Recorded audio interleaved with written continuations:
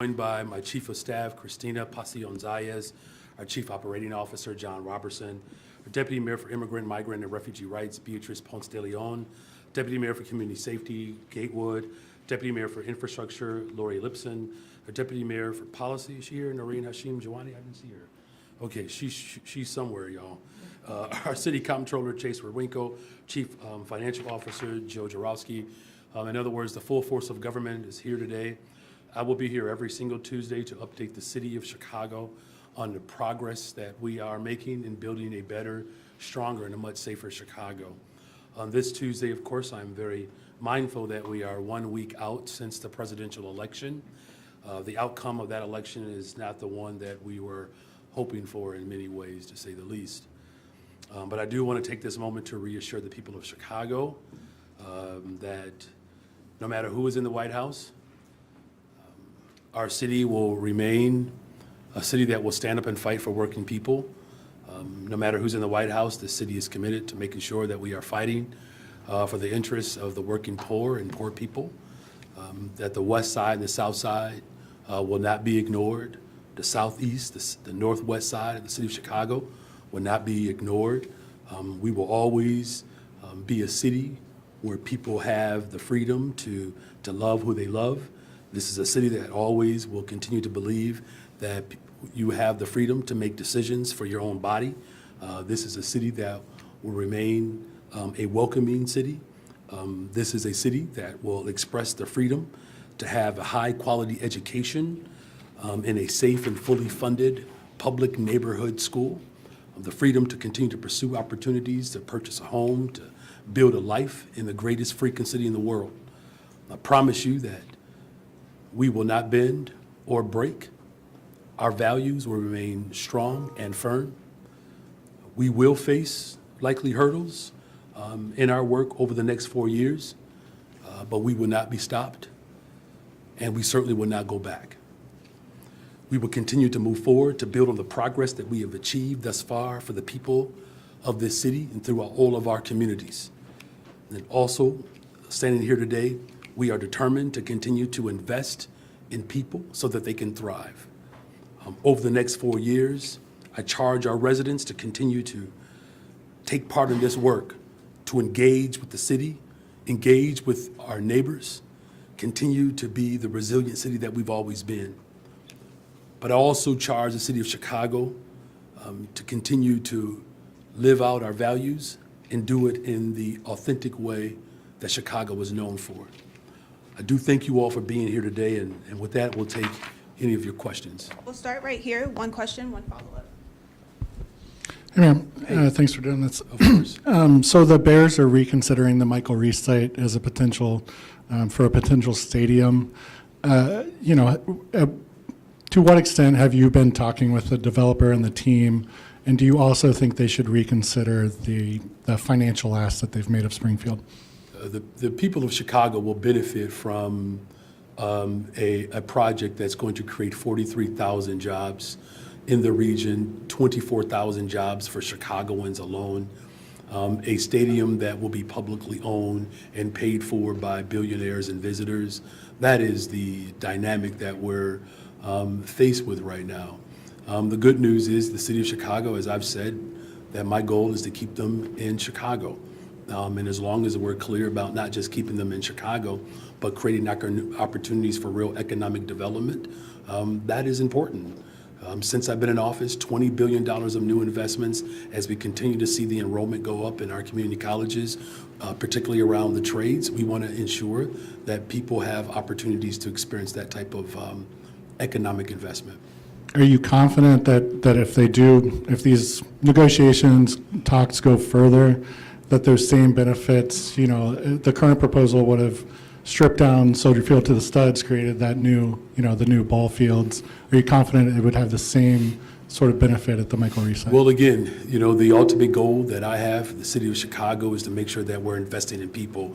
This is not just simply about a Bears stadium. I understand the type of confinement of your question, but this is much bigger than that. This is about creating real economic growth for the city that I truly love And the benefit is, of course, we are the most pro-worker city in America. All of my engagements up until this point since I've been mayor have certainly spoken to that. This project, along with the project on the southeast side, Psi Quantum, the project on the west side, 1901, that the Wirtz family as well as the Reinsdorfs are committed to growing. These are all economic opportunities to continue to grow the city that I love. Hi, Mayor. Are you reconsidering the $300 million property tax increase given all the pushback special city council meeting? Well, I don't necessarily consider it as pushback. I'll say it like this. So as a public school teacher, sometimes we do things to get people's attention. And so now that we have the attention of everyone, I've said from the very beginning, this is a proposal. I'm a collaborative mayor. For the first time in the history of Chicago, you're actually seeing that type of collaborative approach. And we will continue to engage with city council. What amount are you considering a decrease of then? Well, look, this is really about making sure that we're investing in people. Here's what my values are. Here are my values. That we have to continue to invest in youth and workforce. That is still my commitment. $50 million additional dollars. Building affordable homes and responding to the unhoused crisis that we have in the city of Chicago, making critical investments into community safety, and then, of course, continue to expand our work around behavior and mental health. It's about investing in people. How we balance this budget ultimately has to be committed to investing in people, and that's what this project and this assignment is all about. You know, if the council holds a special city council meeting this week and votes this tax increase down, whose responsibility, in your opinion, do you see it to find an alternative pathway Look, it's to the about a $300 collaborative million? approach. Here's what I've offered for the people of Chicago. You actually have a robust conversation about how we balance the budget, but it's not just simply around balancing the budget. My chief financial officer is here. The structural damage that has been done to this city has left us in the type of financial peril that we are experiencing. We're not moving backwards. I've made a commitment to respond to the structural damage. That includes paying into people's retirement. That includes making sure that we save taxpayers $3 billion over the course of the next 5 years as we make these critical payments. But it also ensures that we're investing in young people in workforce development. It's also about investing in our behavior and mental health, building more affordable homes, the affordable housing units that we will be able to build 600 over the next 5 years using a revolving loan to create a long-term sustainable pathway to continue to grow our city. That's the excitement. Now, look, there are progressive revenue ideas that we have to collectively fight for in Springfield. Everyone knows that. The city of Chicago has been very vocal and out loud about the fiscal challenges that we are experiencing, but this is not confined to the city of Chicago. Ultimately, whatever we do in this moment has to include a collective effort as a state to generate revenue so that the entire state can fully fund its education system, the entire state can fully fund our transportation system. These are the elements and dynamics that my administration is committed to not just exploring, but leading on. Hi, Mayor. Hey. If the $300 million property tax isn't included in the 2025 budget, will you accept a budget that includes some level of layoffs or furloughs of city employees? No, we're not laying people off. And our finance team has been working very hard with a plethora of revenue ideas that are still being explored. I presented a proposal. We gave the city council an opportunity to react. But keep in mind, we've been having community meetings around this budget for the last year.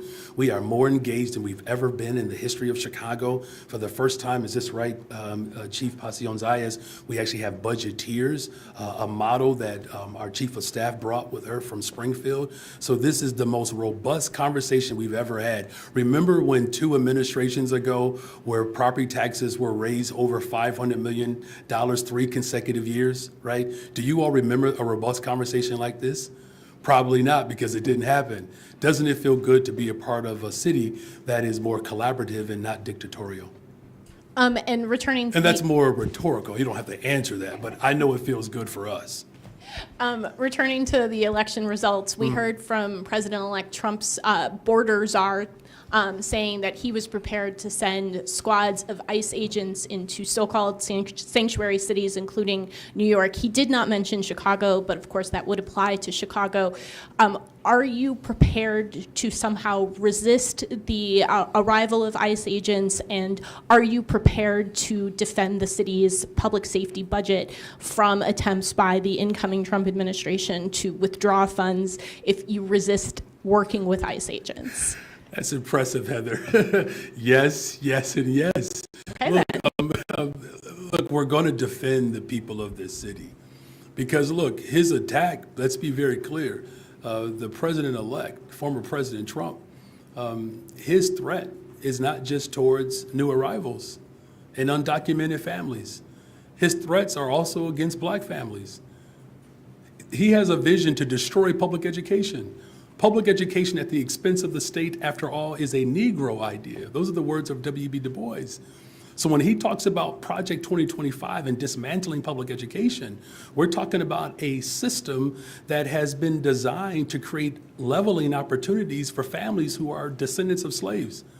He's also threatening the Department of the Environment. We restore the Department of the Environment. With global population shift and climate change that's happening all over the planet, we're going to stand up and protect our environment. We're going to stand up and we're going to protect undocumented individuals. We're going to protect black folks, brown folks, Asian folks. Listen, the anti-sentiment that exists in this political space right now is unconscionable and it's dangerous. Whether it's anti-black or anti-Semitic, we're going to protect people and we're going to invest in people. The city of Chicago will be better, stronger, and safer despite who's in the White House. Hi, Mayor. A few revenue proposals that have been thrown around include increasing the garbage collection fee, bag tax, increasing the price of city stickers. Those would all disproportionately impact lower income Chicagoans should those be put in place. Do you support any of those revenue ideas? And if so, how do you sell them to Chicagoans? Here's what I support. I support progressive revenue. We know that. I supported the progressive income tax. We know that corporations and the ultra wealthy in this state fought against that. I support bringing Chicago home, a small incremental tax on transferring of properties, of homes that are worth more than $1 million. Look, at the end of the day, we're going to have to find progressive solutions for the entire state. For the entire state.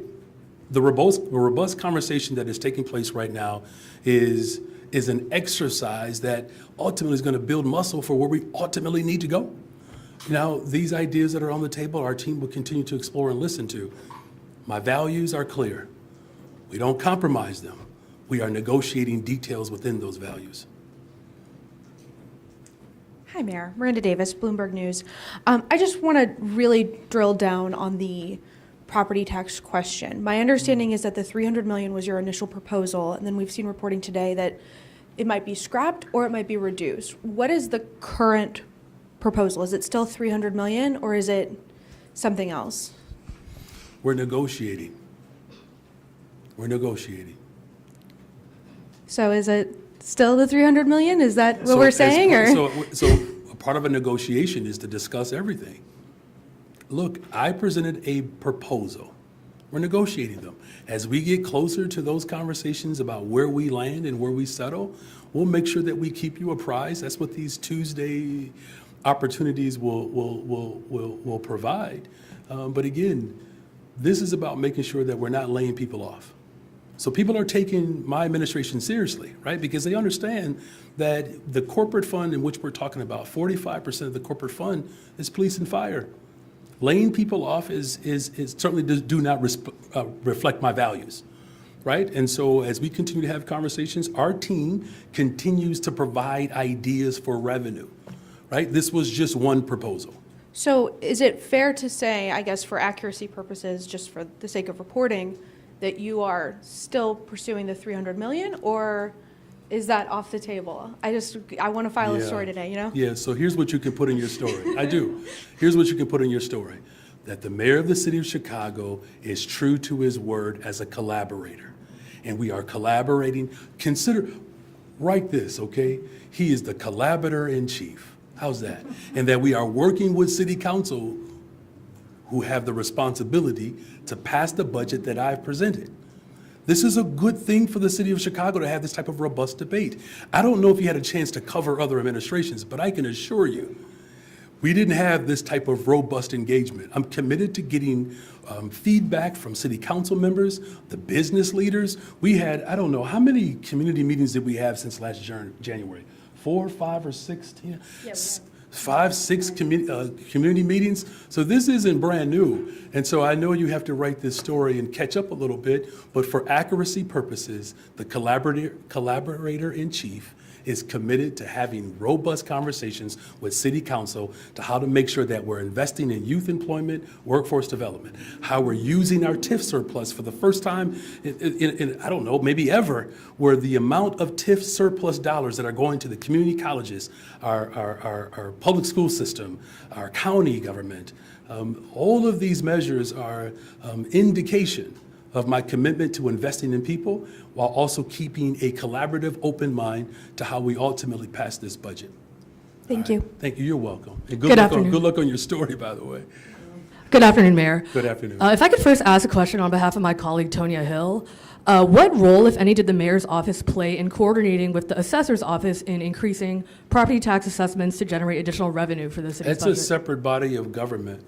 Like, what role did your office work in coordinating with them, I think is the question. It's just a separate body of government, right? Okay. So look, I mean, we're committed to making sure that the people of Chicago are ultimately protected.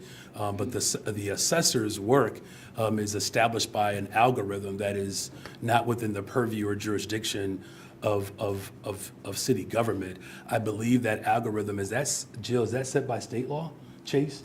The assessment? The first KEB assessor. Please, yeah. Yeah, the first KEB, the elected assessor, has, powers to do the reassessments. That's exactly what his role is, and it's what's within his purview. Okay, and then my question is, Mayor, are you against the closure of 7 charter schools in the Assessor network, and do you have concerns with how CPS leadership is responding to this? Yes and yes. Yes and yes. Look,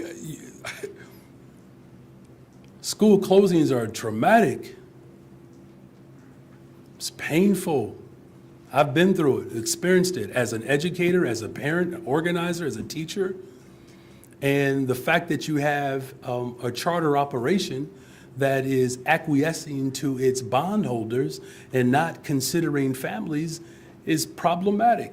But this isn't breaking news, right? This is what I've said for a very long time as an organizer and as a teacher, as a parent, that these privatization schemes have created the type of environment that has destabilized our school district.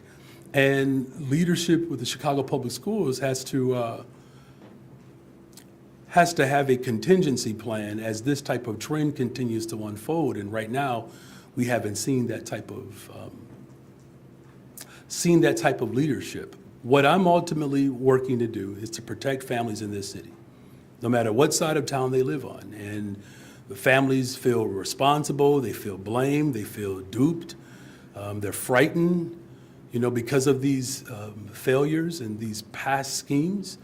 And so we're going to course correct. You all have seen my resolution and my commitment to fully funding neighborhood schools, because that ultimately is the guarantee that we have to offer to our young people. We can't leave it to chance, and we certainly can't leave it to chance in this political environment where you have a president who's coming in a couple of months who's made it very clear that he wants to annihilate and close down the public education system as a whole by eradicating the Department of Education. It is unconscionable, it is dangerous, and it certainly is something that we're going to fight hard against here in the city of Chicago. If you don't see a contingency plan up to your satisfaction, would you pursue this as an issue to fire the CEO for cause? So, I don't discuss personnel issues, but nice try, Alice.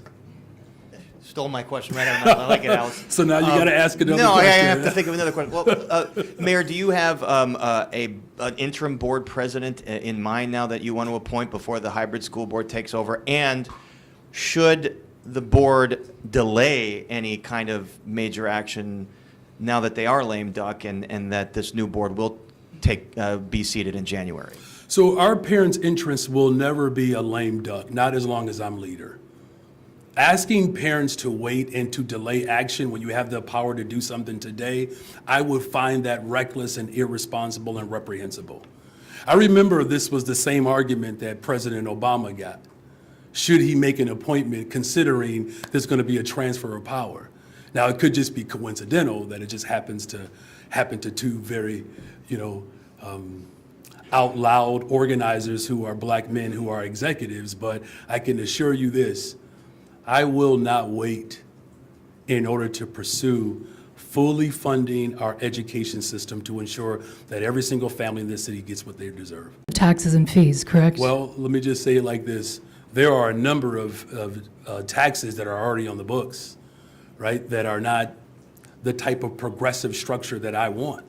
Now, look, I've had the privilege of serving for the last 18 months. We have to continue to fight. Has it been 18 months? Something like that. We have to continue to fight for progressive revenue. That is the ultimate goal. So, okay, so is it correct to say that you're rejecting boosting regressive taxes and fees? Here's what it's safe to say, is that we are fighting for progressive revenue for long-term sustainability. Okay. So are you considering budging on a bigger TIF sweep, restructuring the fire department to have more EMTs versus firefighters to respond to the 70% of calls that are for medical assistance versus the 30 for fire It's suppression? kind of a little bit of a convoluted question there. So Could I'm you just going through the civic. Break that so, down. So the again? Civic Yeah. Federation gave their whole laundry list, and that was one of them. Well, that was just kind of two of them, so why don't you break them up, all right? Okay, I'm going to give so- you both of those so questions. are you considering- Sorry, Nesfahai, I'm going to break the rules for a second, Sure. because those are multiple questions. At least do it the way Heather does, do it concurrently and make them yes or no's, but that's okay. Okay. So why don't you break them up one more So time? are you considering the restructuring of the fire department that the Civic Federation? So right now, those conversations are in a contract negotiation, and I'm not going to negotiate a contract publicly. What's Okay. your other Are part you, of Are you that? considering their suggestion to forego the supplemental pension payment? So here's the problem with that, right? Our liability is we are grossly underfunded. We are, Jill, correct me if I'm wrong, we're below 20% funded. We're around 20%. We're just around 20%, right? So we're talking about a system that takes care of workers who sacrifice their lives for the city of Chicago, right?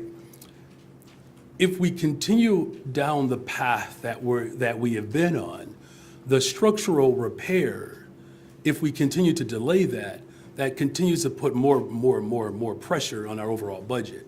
Well, what we're looking to do is to strengthen the load-bearing wall, if you will, so that we can continue to build on the house. You can tell I'm an HGTV fan, by the way. And just for the record, being mayor is like an episode in Property Brothers, by the way. But say that every meeting. well, I'm just saying that, look, if we don't repair the structural damage, we're going to continue down this pathway of insolvency. So the advance payment really is an opportunity for us to save taxpayer dollars in the long run. We're talking conservatively $3 billion. Jill, you want to add something to that, please? Thank you, Mayor. The reason that the supplemental payment was put in place is because the amounts that the city's required to pay under state law, even though it is now an actuarially determined amount, it is still insufficient to stop the liabilities in our pension funds from growing. And so we would continue to see the liabilities grow, the funded percentage weaken for quite a number of years before we would finally stabilize our pension if we only put in what the state requires. And the ramp up in payments going forward to get over that is very steep and would require a very large amount. It would require essentially $3.9 billion more in investment over what we're putting in now for the supplemental payment over these few years. We don't view the supplemental payment as really a supplement. It's what we need to put into our pension funds to stabilize them and stop the bleeding. The city has always paid what the state required, and we went from pension funds that were between 60 to 100 and I think 20% funded to down to under 20% funding by doing what was required. But what was required is not sufficient. It's not really what we need to put in. And so words like supplemental and advance, they relate to the statutory requirement, but they don't relate to what we really need to put in. And that's the amount that we have to put in simply to stop the bleeding and to let us reverse course and start increasing the funding sooner. Thank you, Jill. Mayor, your interest in the Cerro charters is confusing some. Because as a former member or on leave member from CTU's been very adamant of anti-charter. Why are you so interested in a Cerro? Is it because of their CTU representation? And therefore, is that somewhat of a conflict of interest for you? Well, I'm opposed to the privatization schemes that have created the destabilization of our school district. That's what I'm opposed to, right? And I've made that very clear from the beginning because privatization, again, it creates this chance system versus a guarantee system. I am pro guarantee so that we don't have to leave it to a lottery dynamic for a child and a family to be able to have a full funded, well-rounded education. As far as my interest in children, that is not breaking news, respectfully. I've always been interested in the outcomes of children's success. And school closings, and I've made it very clear that I've always been opposed to them because they are disruptive, they are damaging. The level of fear and anxiety and confusion that these families are experiencing right now are very reminiscent of what I experienced. I don't want any family to endure that type of trauma. So I've always been clear that school closings, it's damaging, and it has not created a level of confidence the way we need it to be in the city of Chicago for our public schools. So there's no conflict there. I will continue to stand up and fight for the people of this city, and I'm certainly going to continue to fight for the families who rely upon our public school system. Can I go back to the $300 million tax? Of course. Why not read the room ahead of time? You say you're collaborative, but if you had read the room of the council ahead of time, you wouldn't have offered a $300 million because they would have said no. There are a number of people who recognize that we have to continue to make critical investments into our public space while also dealing with the structural damage, of course, that my administration inherited. As far as reading the room, here's how I've read the room: that the city council members deserve to be included in this process. That's different than how other mayors have behaved. They simply present a budget, there's a few amendments here or there, and then all those in favor signify by saying aye, 48. All those who don't agree say no, 2 people. We have a far more robust operation here. In other words, we're not afraid to have the hard and difficult conversations. Here's the bigger read, though. I don't want to have to raise property taxes. You don't. I've made that very clear.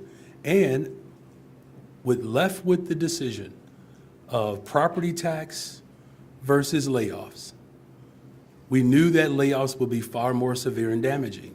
This proposal that is in front of the city council right now, my finance team continues to have robust conversations about other forms of revenue that they should consider. Again, I don't know if this has ever been done before either. So we had an entire subcommittee for revenue ideas out of the finance committee. And that was done intentionally from the very beginning so that we could have these type of robust debates, and we can do them publicly. I'm not afraid or intimidated by having these robust conversations. I think it's important that the people of Chicago understand deliberation, and they get to have their voices expressed through their city council members. Here's the thing that we're not going to negotiate, though. We're not going to negotiate against my values. My values, investing in youth employment and workforce. It's a big deal. We're going to put ourselves in a position where we can hire up to 30,000 young people this summer. 30,000 young people with summer jobs. We're already experiencing a 32% increase since I've been in office. But here's what else we're able to invest in. Mental health services.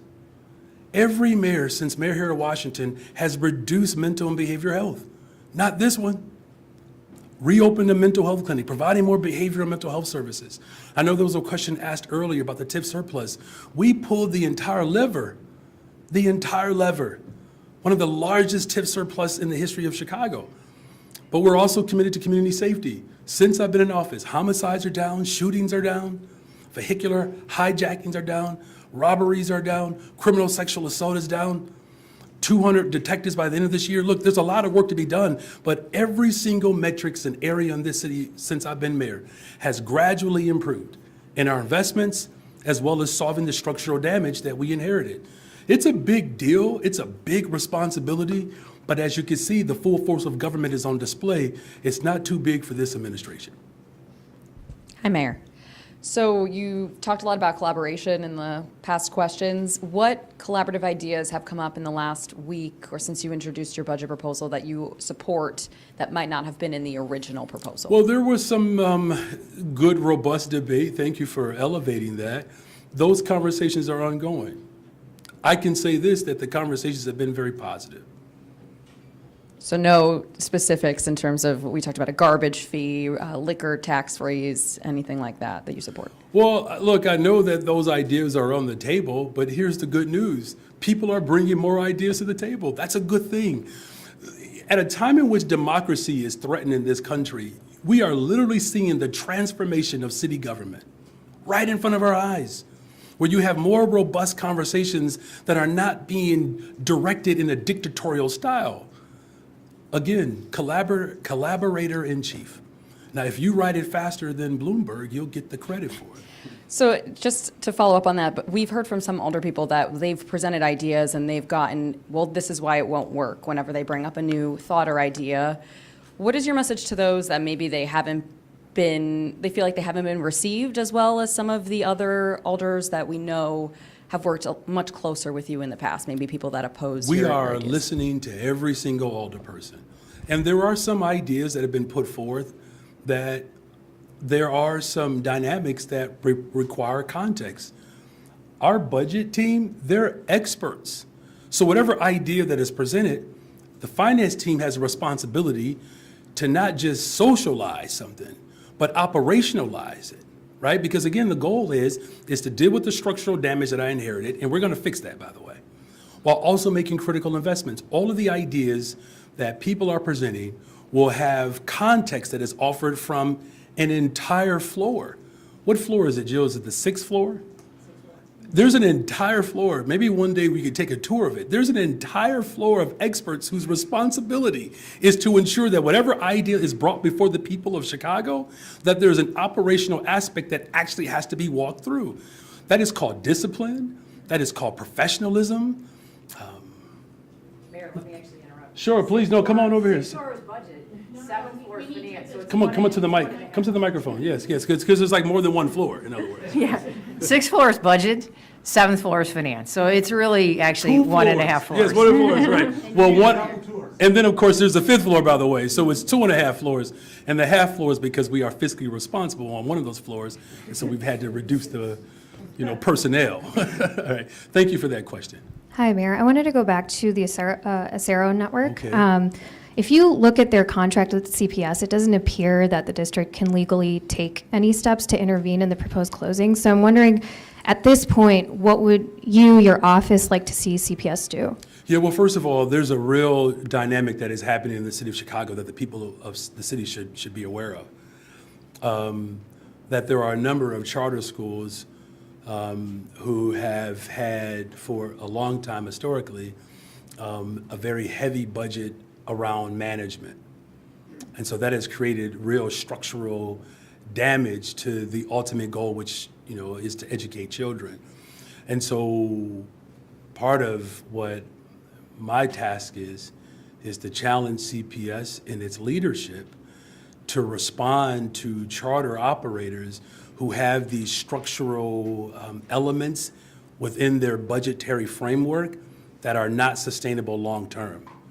And that will require audits. It will require CPS digging in a little bit deeper to look at the trends that are happening. And so whatever we're able to come out with in this particular scenario, the ultimate goal is to hyper-focus our attention where this is most likely is to take place. And this is not just Assessor. One of the schools that's not getting attention is a school on the west side in my neighborhood in Austin, Plato. Same dynamic, And again, this is not I hope this doesn't come across as I told you so, but we told people so. So, you know, whether it was 2 administrations ago or 3 administrations ago, they set up these schemes that benefited the interest of corporate interests, right? I mean, we know how Assessor ended up in the situation it's in now. At least we all should know how Uno Charter Schools was built on a Ponzi scheme that got a handful of people contracts and wealthy and left the families holding the bag. So there is substantive work that we have to continue to do. You might be aware of this because you've covered this for a period of time. I was a part of the effort in my role as an organizer to provide stricter accountability from the state on charter operators because they were just unregulated. And so perhaps there's some things that we should be considering in a more aggressive way to create more accountability. But it sounds like what you're talking about, these are like long-term ideas and long-term I mean, things. Springfield but- is in session now. I don't know if that's long-term. Well, I mean, my point is, if the mayor's office is strongly opposed to these closings, what do you want CPS to do now to prevent the closings from happening now? Look, there are options that we will consider. It's the bottom line. But the reason why I'm pointing this out, this is not to obfuscate what you're ultimately asking. But whatever I present as a solution, there's still a long-term systemic problem that we have to address. That's what's important here. Look, I don't want schools to close, and I'm going to do everything in my power to make sure that these families experience real stability, and we have to continue to challenge these operators who are more interested in protecting their stakeholders in terms of their financial stakeholders than the families in which they were contracted to actually serve. Hey, Mayor.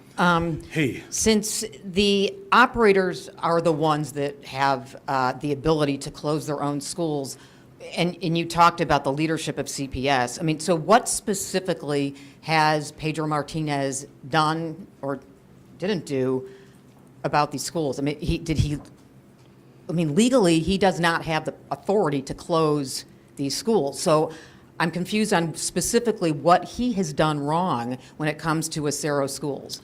Yeah, I don't know if anybody said anything that he did anything wrong. Did I say he did anything wrong? Well, you questioned his leadership. But and I'm just it saying, I just wanna it make was sure I'm implied. clear. It was Okay, implied. Now, listen, I didn't say he did anything wrong, okay? I just want to make sure because there are a lot of people who are writing here. Here's what we're saying, is that there is a trend that's happening here. And CPS's leadership has to put together contingency plans to ensure that this trend doesn't become a part of the regular dynamic within our school district. Look, over the last few years, this is before I was mayor, you were already seeing these type of developments take place, right? And so this is about pulling together, whether it's the operators, the parents, other stakeholders, alders. We can't have the people of this city experiencing this level of trauma without some foresight or insight to how this came about. Now, here's one thing that I know that the CEO will do because I directed him to do this. CPS has to dig deeper into the finances of not just Assessor charter, but other charter schools to be able to better forecast what their financial state actually is. Because remember, this charter school operator, their contract was extended because they demonstrated that they were solvent. So something happened between that expansion and that contract extension and the solvency in which was presented versus what they actually reported out on, which was just a month ago or so. And so this is not about pointing the finger at someone doing something wrong. This is about how we course correct so that families don't lose out. And my second question also has to do with CPS. I know you said that when you talked about your 6-member kind of short-term board here that you don't want to wait to fully fund schools.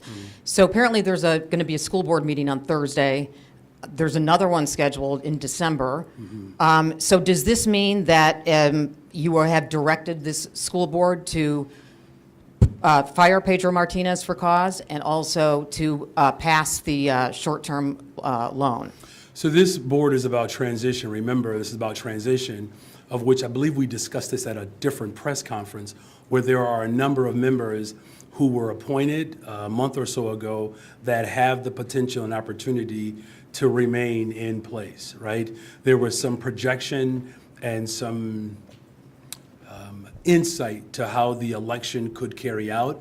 And we wanted to make sure that we put as many people in position as possible. History of Chicago, where you have democracy and our public education system, is something that I'm very proud of as the first and only mayor to actually commit to an elected representative school board, particularly at a time in which democracy is being eroded around America. You know, as far as what their ultimate responsibility is, it's about making sure that our children get a fully funded education system. That's what their responsibility is. Look, my vision is very clear, you all. There's no secret. Here's what I would ask respectfully is see my vision bigger than just a particular act by a board. We're talking about fully funded neighborhood schools. Do you know that the number of schools in this city that do not have libraries and librarians, social workers and counselors, psychiatrists and psychologists, the experience of an elementary school teacher is difficult. You know how I know? Because I was one. Where elementary teachers in the city of Chicago don't have full preps. And so based upon how many adults are in the building, that could determine whether or not an elementary school teacher has to a fully funded, well-rounded, comprehensive education system that includes after-school dynamics. You have children who are signed up for choir or sports and they don't have a ride to get to their competition. That's the stuff that's been dogging our city for generations. And so I know that there is this, petite conversation around what the board would do over the next couple of weeks or couple of months, but this is a far more substantial opportunity for the city of Chicago to do right, particularly by West Siders and South.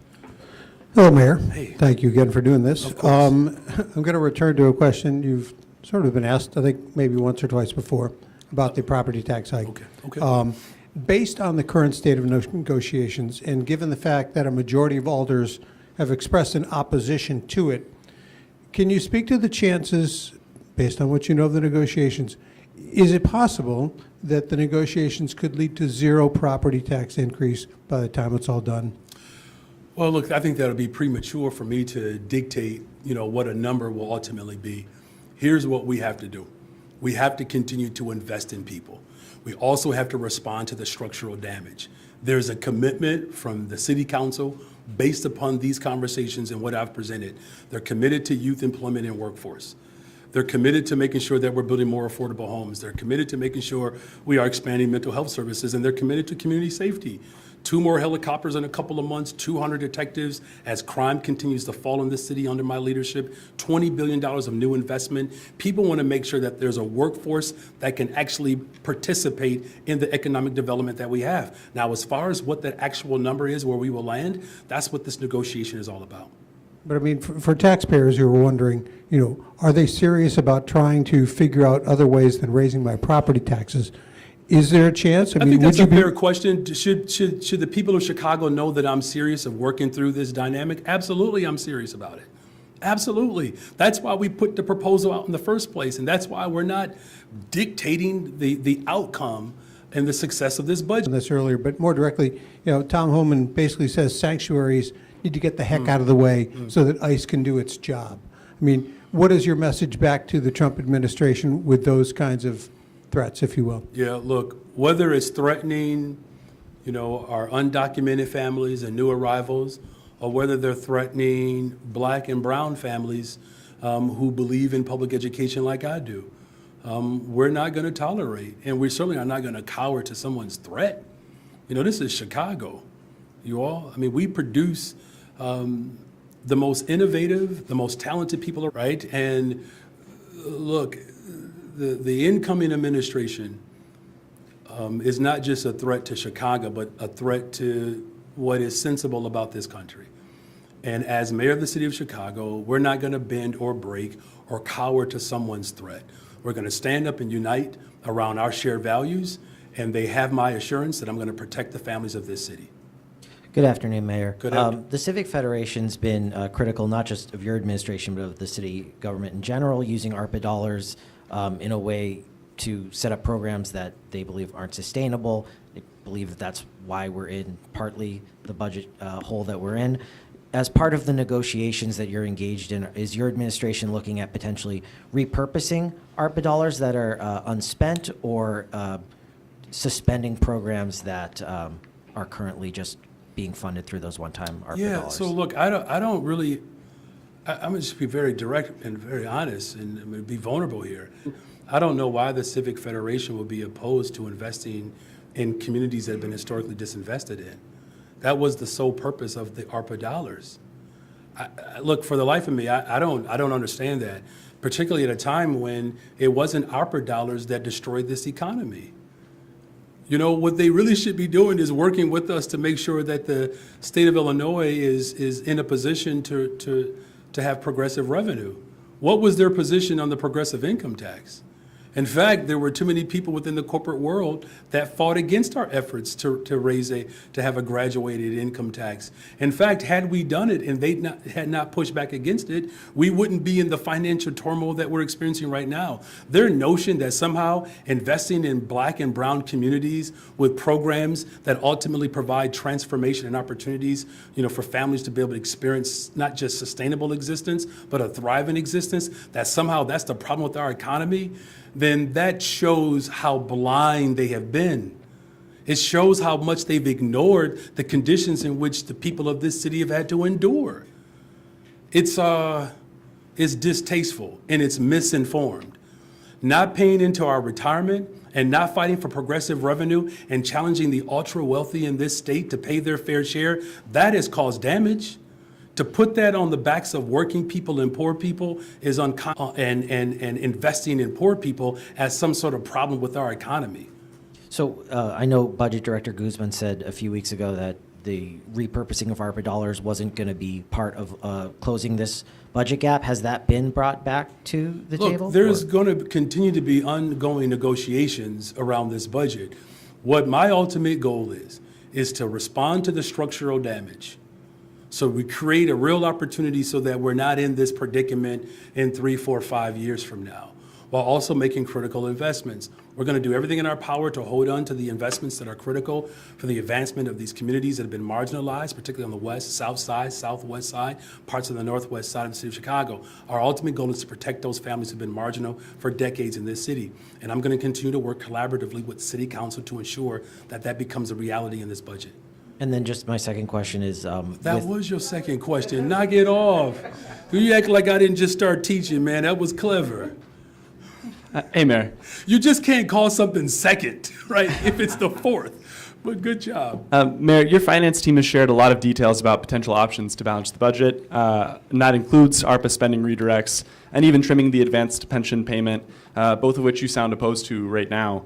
What is one idea to cut spending or raise revenue that was not in your original budget proposal that you think should be a part of the final budget? Well, again, as I said, this is an ongoing negotiation, right? It's an ongoing negotiation. Look, I know you're trying to pin me down to one. I'm just saying that this is a 16 points in people. We're negotiating the details of that, of my values. Now, will there be opportunities for some give and some take and for some reconsideration? I think that I've displayed that over the course of 18 months, and I'm willing to negotiate with folks. Whether it was paid time off, whether it was the sub-minimum wage, whether it was the last year's budget, there will be ongoing conversations that you will hear from where you'll see where the give and take will take place. In the meantime, let's hold on to our efforts to respond to the structural deficit that we've inherited, that we fix that, or put ourselves on the trajectory to do that, while also making critical investments in our communities that have been historically disinvested in. Do you have favorite solutions now that you're not sharing with us for some reason? Well, it's not that I'm not sharing, but it's just, look, you all, I don't think that there's a secret to the ideas that are on the table. It'd be different if you didn't know what was being negotiated. What you're trying to ask me to do, hold on. Here's what you're asking me to do. Based upon what's on the table, you want to know my opinion. Build a real experience to determine whether or not those ideas are worthwhile. So, look, it is the most transparent that we have ever been in this city government. You all know everything that is on the table that's being discussed right now. Asking me to pinpoint one thing or two things, or in your third question, to me, I appreciate it, but just know that the fact that you're able to cover what's being negotiated, just write this. I shouldn't say it that way. That's didn't mean to come off that abrasive. What I'm saying is, here's what is safe for you to consider and write. That all of the ideas that are on the table right now, our team continues to have a robust conversation with city council members around ways in which we can explore how to deal with the structural damage while also making critical investments. Hi. Hey. How many questions are we doing? I honestly forget. Is it? I thought it was one and a It was one follow and a half. up. You're right. So there's always that one person in the room is like, look, they ain't been keeping up with the rules. So, Tamar, we got you, man. Go ahead. Well, I know, and people want to file and get on TV and all that. Well, let me. I'll do this. So I'll be slick. I'll be honest, and I'm going to be slick. I'm going to put two things together that aren't related, but they really are. So, Okay.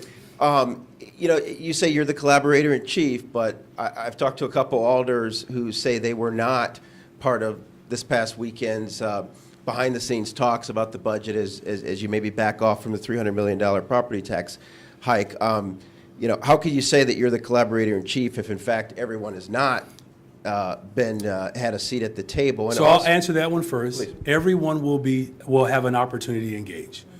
Look, you all understand how parliamentary work. Everyone will get the same conversation. What you are reporting on from these alders is that the mayor of the city of Chicago works on the weekend. That's all, and on holidays. Our deputy mayors have been in constant communication. Our finance team has been in constant communication with alders. Trust me, we literally have the receipts to prove it. Literally.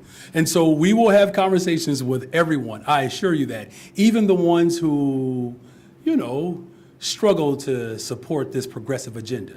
Okay. All right.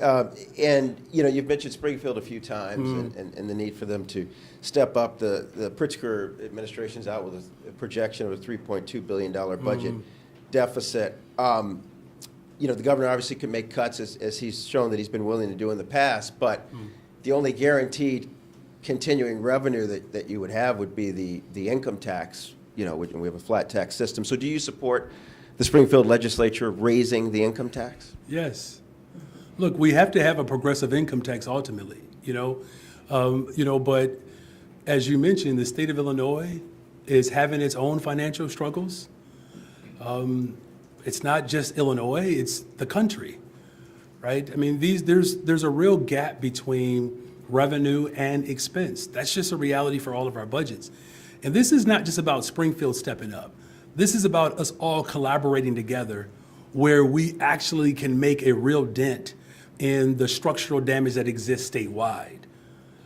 Look, I know I say this with a great deal of humility and respect for previous administrations. I do not know why they didn't work harder to fight for progressive revenue. I don't. Because each of them knew that this day was coming. What my administration has done is that we have shown up as a partner with the General Assembly. Our finance team, right, Jill? We have regular conversations with the governor's finance team, like ongoing conversations. I just had a quick meeting just a couple of hours ago with President Preckwinkle. We're all in alignment that it's going to require all of us to work on behalf of working people in this state to ensure that all of in transportation and housing, we all want the same thing. We want working people in this state to thrive. We want working people across the globe to thrive. I'm just simply saying, as mayor of the city of Chicago, I'm willing to step up first to say we're going to fight for real progressive revenue to ensure that working people and poor people don't have to live in despair. Hi, Mayor. Hi. On the budget, when it comes to the order of operations, why not have started with some of these other revenue proposals that are now being offered before coming out of the gate with a $300 million property tax increase? Some of these conversations were discussed. The viability of some of these conversations, just keep in mind, and I hope this doesn't come across accusatory, but there are members of the city council who have discussed some of the ideas that are being presented, and they push back against them. So this is what I'm saying. This is how collaborative this approach has been. We didn't just show up with a budget proposal. We had budgeteers, community meetings, so forth and so on, conversations with city council members. Some of them said, look, that could work, that may not work. And so now that people have had a chance to see the full presentation, we recognize that there are other ideas that we have to consider that perhaps we didn't consider before. And I was wondering too, there's a revised schedule of budget hearings that's been proposed that would push hearings all the way back budget. As soon as we can. Look, the chairman of the budget committee, that's part of his authority to help set that schedule, working in collaboration with his colleagues. But, we want to do this as soon as possible. Hi, Mayor. Hi, thanks for being patient. It's my pleasure. It's getting warm in here, ain't I it? like it here. I haven't been here in a while, actually. Back to the threat of the president-elect with mass deportations, I was wondering if you foresee any type of conflict with the Chicago Police Department and the usual suspects that in the past challenged the rules of the sanctuary city. Yeah, thank you. That came up before, and I don't believe I answered it as thoroughly as I should have. Thank you for bringing that back. Look, our police department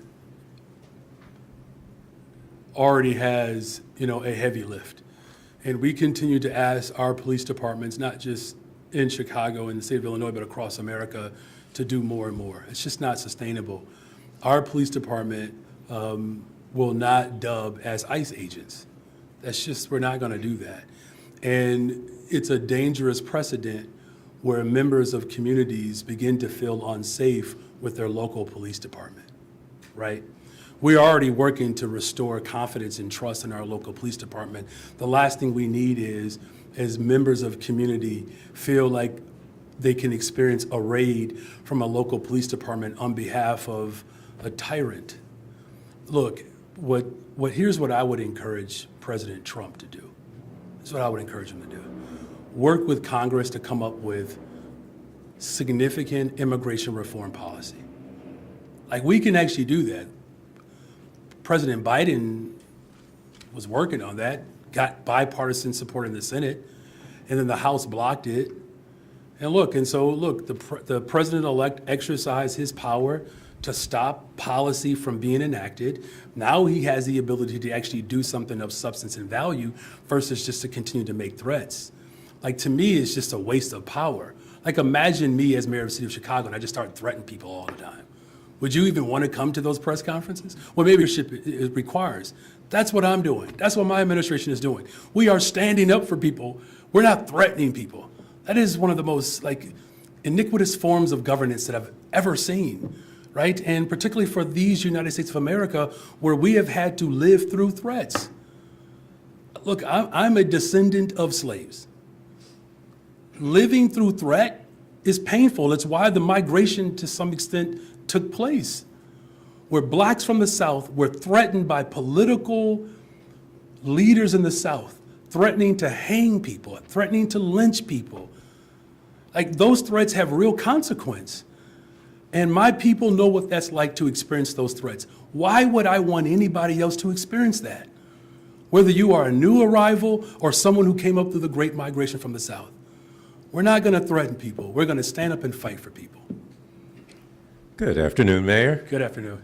I'm actually going to follow up on one of Taman's questions. Okay.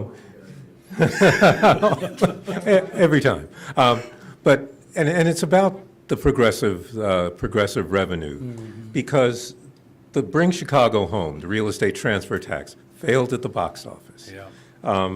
The graduated income tax, personal economic interests in that election. So what will make any more attempts at those progressive revenues fare any better? What kind of argument can you make to change people's minds from what they voted on before? Yeah, it's a very sobering question. It really is. Look, if I base my decisions on simply wins and losses, I wouldn't be standing here today. So I hear the first part of your question, then we'll get a little bit deeper. Because I think the deeper part of your question is the substance, right? What is it that we can do that can compel the hearts of people, right? To do something differently. So again, the loss doesn't determine whether or not the fight was worthwhile. It doesn't. The fight is always worthwhile. There wasn't really much we can do about the school closings, quite frankly. All of the authority belonged to the mayor. We still fought it because it was the right fight. And what did that fight do? It ultimately galvanized people around a more progressive, robust, energized campaign that elected progressive leaders all over the city of Chicago and all over the state of Illinois.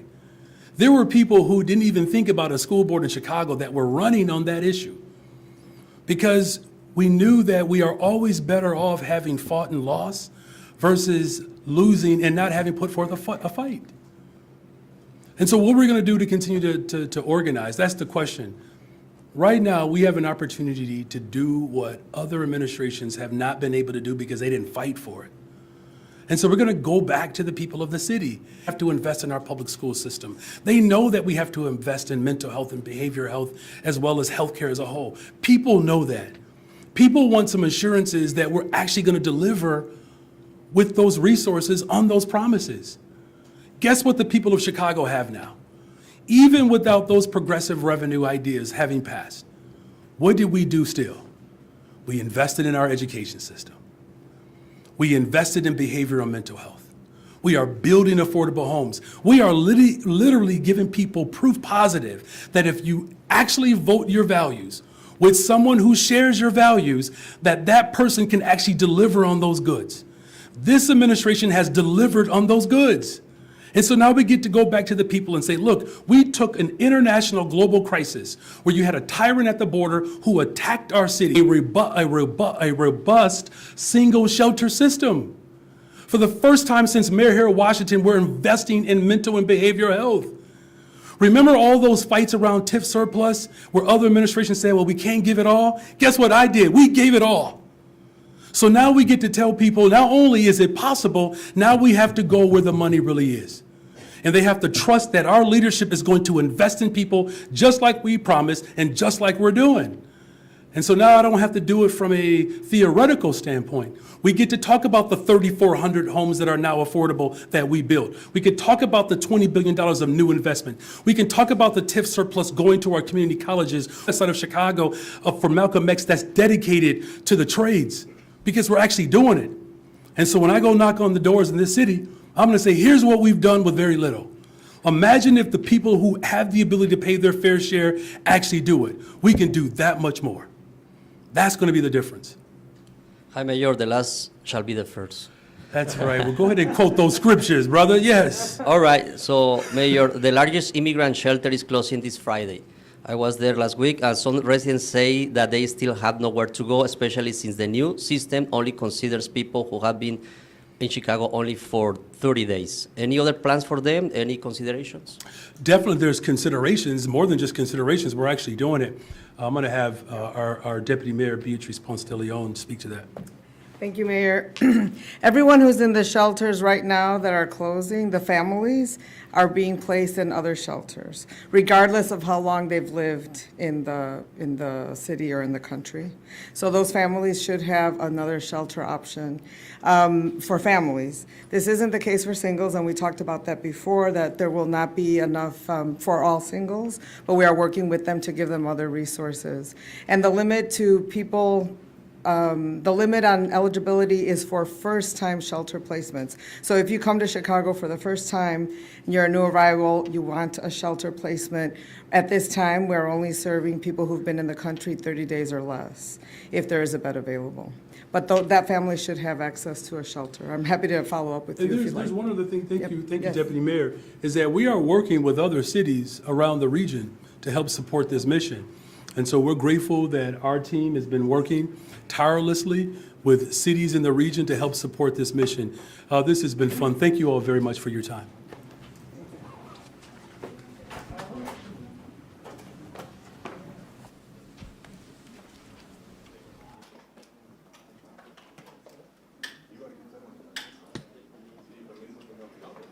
Chicago, but most of the conversation today surrounding the mayor's proposal to raise property taxes to fill the city's budget hole. The mayor only saying this afternoon that his team will continue to provide ideas for revenue and that they will continue to negotiate, but property tax increases are not off the table right now, even though a group of older people has pushed back against it. Our political reporter Craig Wall is on the story. He'll have a full report for us this afternoon, starting with Eyewitness News at 4. As always, you can get updates at any time on abc7chicago.com.